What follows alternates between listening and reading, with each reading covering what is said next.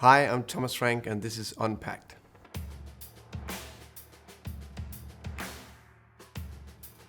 Thomas, what is the first thing a manager does when they arrive at a new club? First thing I did when I came in the first day, first I had a meeting with all the staff, the key staff here at the training ground, explained a little bit about my expectations, my ambitions and my values.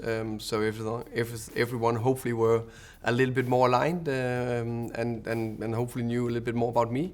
And basically I did the same with the players, just tweaked a few bits there.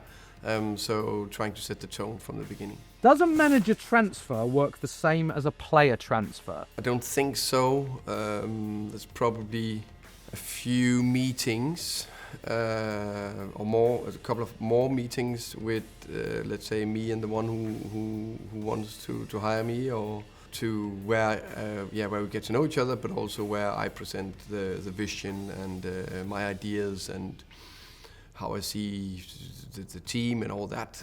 So it's a little bit more about, how can you say, both of us want to approach each other and let's say I'm selling the project.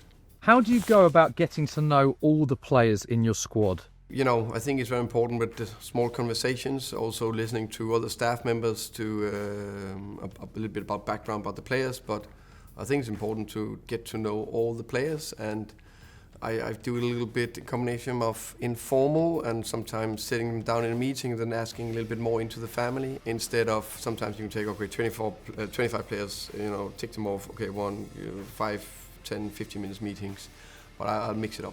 Are you part of a WhatsApp group with the players? No. Would you like to be part of it? No. I think there is, as I understand it from previous WhatsApp groups with the players, let's say in Brentford or other clubs I've been at, and also a little bit of knowledge I got from this group of players. It's of course a lot of information, but also there's band and all that, and I think it's good that I'm not in that. That's for some staff members and the players. What is Thomas Frank like on WhatsApp? Do you send long messages, short messages, emojis? Let us know what you're like on a WhatsApp message. I think I'll rate myself as an okay communicator, especially like this. But in writing, I'm terrible. Really? In English, Danish, even worse in English. So if I need to write a big email, I get my wife to read it through me. So I make sure all the spellings and the grammar is correct. I'm horrendous. So I'm definitely short. I love the voice messages, better. But I do emojis. I love emojis. Do you have any rituals when starting a new job? Is there any superstitions, pre-match rituals, anything like that? I think the way the brain works, I think for all of us, we get influenced about bad thoughts and it comes into our head. But as soon as I have one thought that's just close to be superstitious, I'm just, nope, get out. I need to think clear and logical. So no superstitious routines from me. I would say I do a morning run before every game, but that's just a part of clear my head, and it's also a good time to get a run in to keep the fitness. How do you balance your personal life and demands of being a Premier League manager? That's impossible to have a balance, but it's life and it's exciting, and to be a Premier League manager is huge privilege that I'm embracing and I'm really both proud of and very happy about. I'm a big believer that you need to have a life outside football, a life outside the work you're doing, because, or at least I will not function top, but of course I use a lot of hours and put in a lot of hours every single day to make sure we can compete and develop and hopefully win. So, but I try to find the balance or squeeze in time with friends and family. How much time do you get off as a Premier League manager? Say an average week. How much time off does a Premier League manager get? I think in a 3-game week, maybe 1 day off out of 7 days. And that day off will most likely be at home, of course, but there'll probably be videos I need to check. There'll be whatever emails or planning or be on the phone, but not as relentless as when you are in the club. But there will be I will also work. So basically, I think you will work every day, one way or another. But I think it's a big thing to be at home, just a change of scenery. Do managers have to do initiations like players do? As far as I know, not here. Maybe go on tour and I'll be put on the spot. That I'm quite happy with, that I'm not need to do the singing, for example. I'm not a great singer at all. My wife and kids are definitely killing me on that. I don't know the tune or the text or anything, so no. If you had to do an initiation, what would be the one song you'd sing? Probably, to be sure, I will do a Danish one called Mona Mona. It's a very old one that I can. It's a very good party song. An English one, probably the Stand By Me. What is your schedule like 24 hours leading up to a game? So let's say from 3 o'clock the day before to when we have kickoff time, 3 o'clock, I'll say at that time, 3 o'clock, I hopefully should have done all my things the day before a game in terms of training, meetings, all that. So from there on, I'm mostly relaxing, driving home, being together with my wife, staying home most likely, maybe go out for a light dinner, early to bed.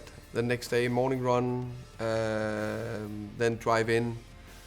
Morning run, then look a little bit through at a few bits for the meeting on a Saturday. So just on top of it, let's say 20-30 minutes, a little prep for the game. And then we're coming in and then we have the normal pre-match meal and then we have the meeting. And I will probably meet with will meet with my coaching staff. Just a 5-10 minutes quick talk about the game plan again, so everyone is on the same page. And then it is the pre-match meal, the meeting, the last meeting, and then out to the stadium. How long does it take players to understand and implement your ideas? Hopefully it's about being clear in my communication. So what I want from the players, what I expect. I tend to believe in a lot of details and want to have principles in all the phases of the game. And of course, some are the same from club to club, and there's small tweaks. But to get all the principles ingrained, completely on top of it, it'll probably take months to really understand it. But that's like 100%. And then is the automatic relationship that need to constantly be tested and improved. But the basics one should be relatively quick. Do you have any specific items you must have in your office? I need my tactic board. I need the board with the players. I need a big TV so I can use for analyzing the games. And I guess I need a desk and a coffee machine. What do you do on the team bus to and from games? So to the stadium, that is like 15 to 30 minutes, and normally I'm listening to music, relaxing. And on the way home after a game, always skipping through bits of the game, just as a go-to. A little bit easier when you win, and then you're relaxing, speaking with the coaching staff, a little bit on the phone, maybe sleeping a bit. How long does it take you to switch off after a game?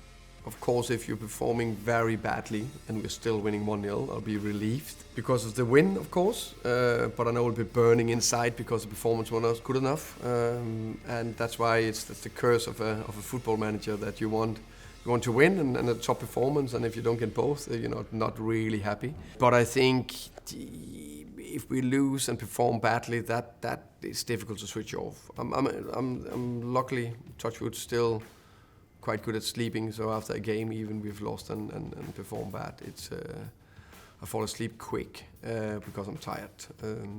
But that's not the same that my sleep will be good. Do you socialise with other managers? Yeah, I would like to say so. I think the tradition has been that I learned from England, where the managers inviting each other in. I'm definitely will invite everyone in and see if everyone want to come. But I've been privileged to be here now for 8.5 years, so I got a few good colleagues, friends, relationship that I also see outside the games.